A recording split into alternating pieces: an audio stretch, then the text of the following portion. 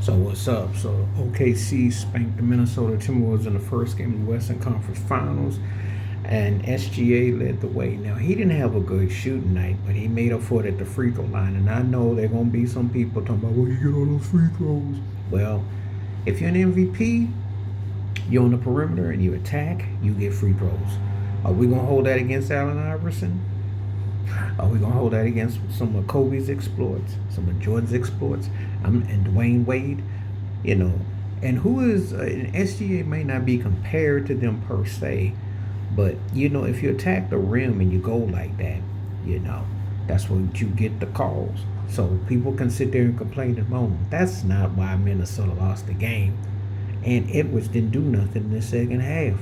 Julius Randle, who, for my money, has been, I'm trying to think, because if I can think of it in the East, I'm very having a hard time of thinking of somebody who has matched his intensity in either conference, because he's been arguably, consistent. And he's been the one thing that Minnesota's had in all three rounds.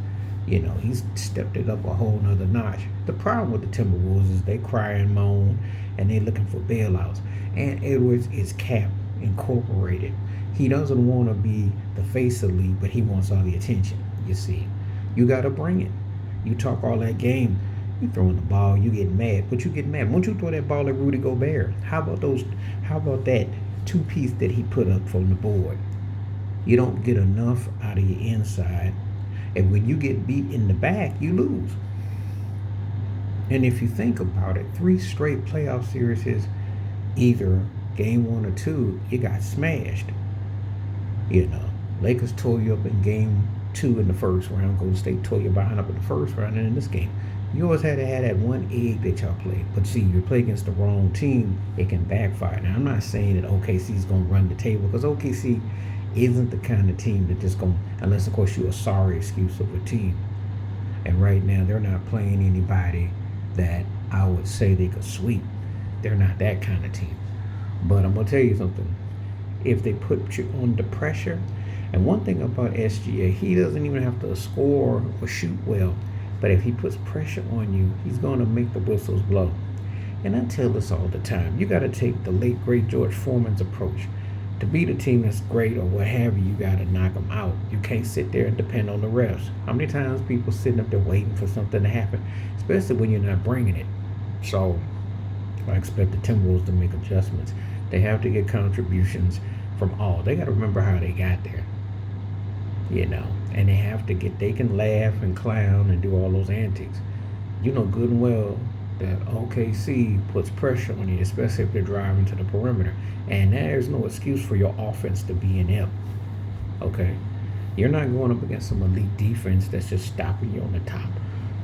You miss open shots, and you didn't get the main contributions from your big man. Ant's got to come up big. You got to force the refs to blow whistles for you. Oh, they want you to be the face of the NBA. They want you to have this battle with SGA. You boast and brag of how you take out these veterans and call them old men. Well, now you got a peer. So what you going to do?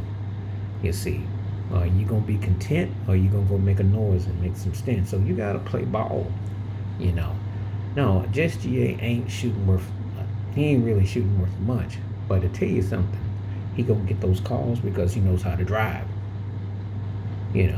This is what happens when a guy's in peak in his prime.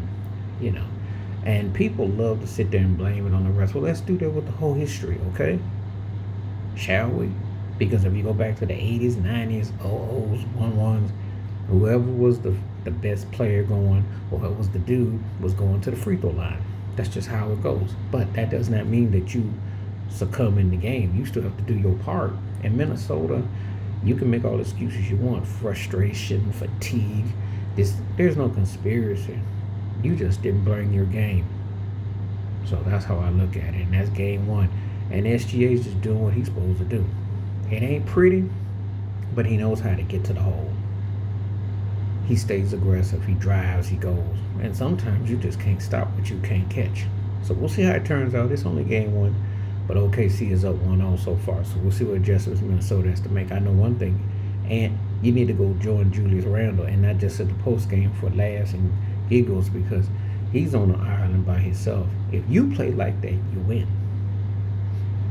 Please like, subscribe, welcome thoughts, comments, and I do respond. Thank you. Wash your hands. Keep your mind clear. Watch out for another shit. If you like, stay safe, stay blessed, stay woke, stay free. I'm all one time. Peace.